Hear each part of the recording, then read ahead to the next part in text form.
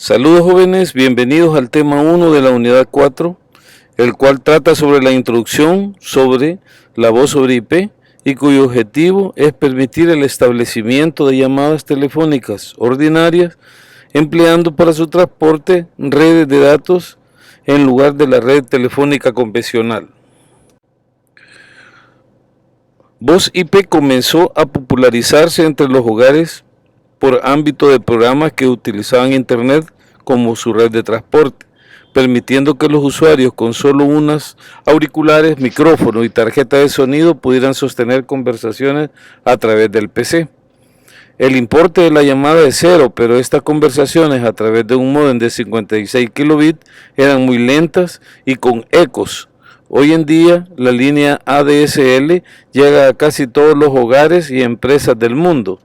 Este avance significa un ancho de banda suficientemente para mantener una conversación telefónica PC a PC a través de Internet con bastante calidad, considerando que esta está directamente relacionada con el ancho de banda, así como también con el equipo utilizado para conectarse a Internet. Los accesorios a utilizar al momento de realizar la conversación y del programa intermediario a utilizar. Es por esto que su uso se expandió no solo a empresas y profesionales con hosts especiales, sino que fue posible su uso para millones de usuarios residenciales de todo el mundo.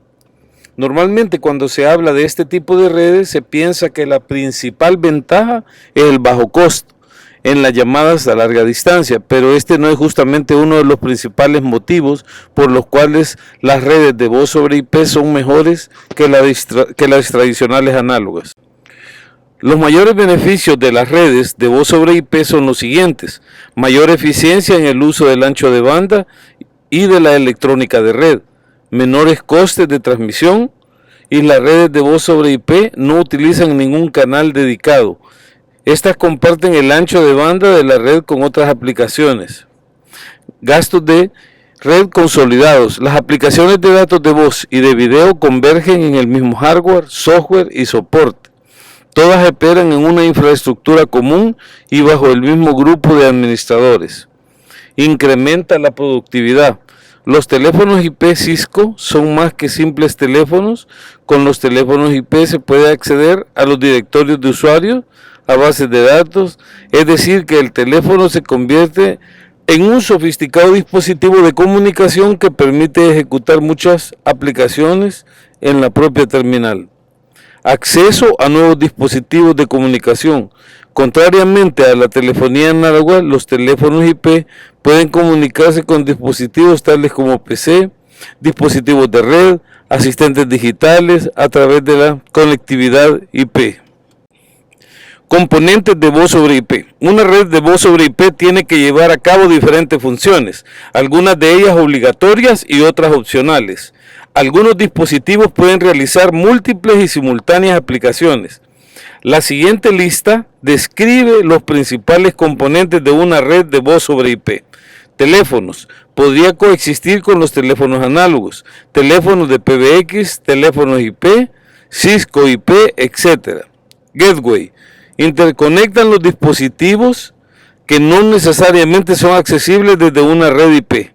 Por ejemplo, en una comunicación de un teléfono IP hacia una red de telefonía análoga, MCU, Multipoint Control Unit, es un componente de hardware de conferencia que combina los medios recibidos por los participantes de una videoconferencia y los devuelve hacia los otros. Servidor de aplicaciones y base de datos. Estos están disponibles para cada una de las aplicaciones requeridas y opcionales dentro de la red de telefonía IP. Gatekeepers. Es posible obtener dos tipos de servicios independientes, como enrutamiento de llamada, resolviendo una llamada hacia un nombre o dirección IP. El CAC otorga permisos para intentar llevar a cabo la llamada. Agentes de llamada.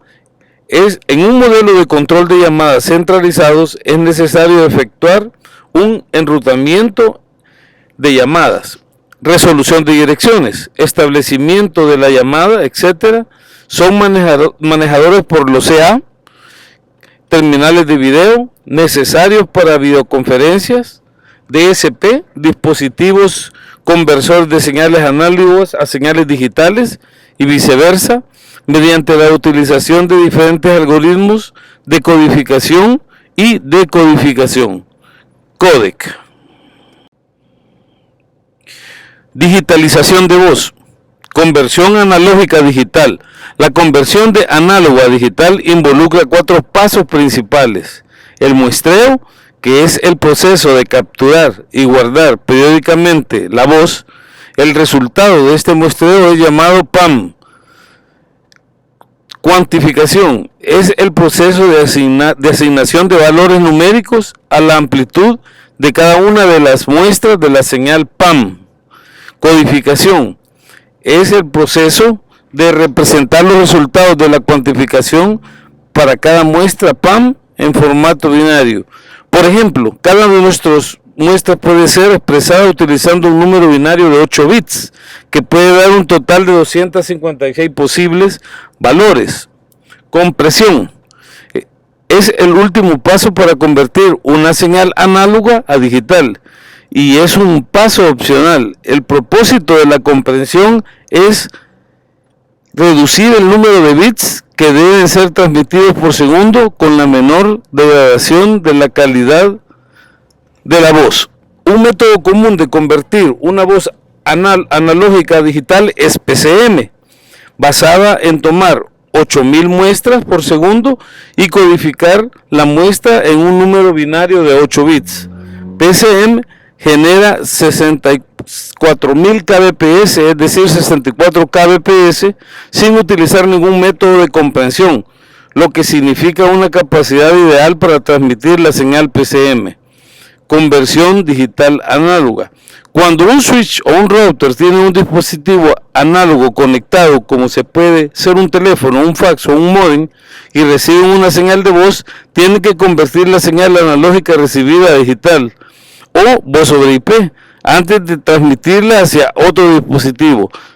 La figura muestra cuando un router recibe una señal analógica y la convierte en digital, encapsulando la voz en paquetes IP para enviarlos al router del otro extremo, donde la señal de voz digital tiene que ser desencapsulada. El switch o el router deben convertir la señal de voz digital a señal de voz analógica y envían la transmisión a través del puerto FXS, donde está conectado el teléfono.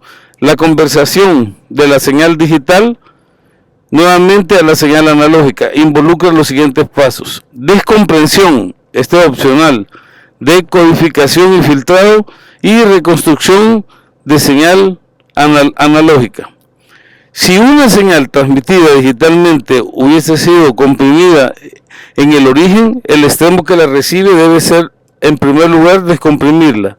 Las señales recibidas en binario son llevadas nuevamente a números, lo que genera la señal PAM. Finalmente, un mecanismo de filtrado intenta filtrar la mayor cantidad posible de ruido que la digitalización y comprensión hayan podido introducir e intenta regenerar la señal analógica desde la señal PAM.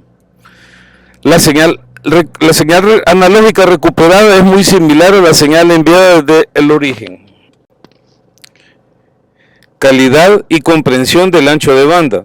Existen varios estándares ITU de comprensión. Estos se diferencian basándose en los siguientes factores: requerimientos de ancho de banda, degradación de la calidad que pueden causar, retraso que pueden originar, sobrecarga de la CPU debido a su complejidad.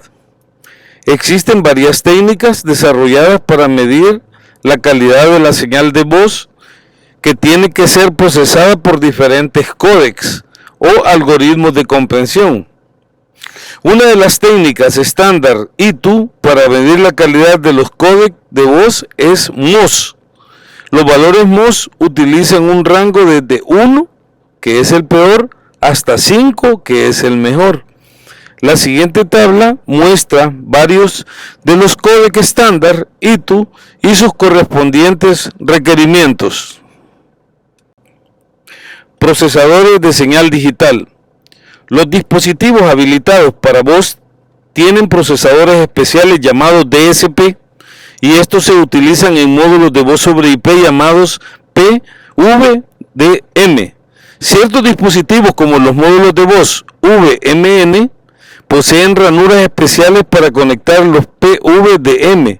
Los DSP proporcionan principalmente los siguientes servicios: terminación de voz, transcodificación, conferencia. Las llamadas hacia o desde interfaces de voz de un gateway de voz son terminadas por los DSP, donde cada uno lleva a cabo una conversión de señal analógica, digital y viceversa. También llevan a cabo la comprensión, cancelación de eco, detección de actividad de voz, BAD, generación de ruido, de confort, GNC, manejo de jitter y otras muchas más funciones.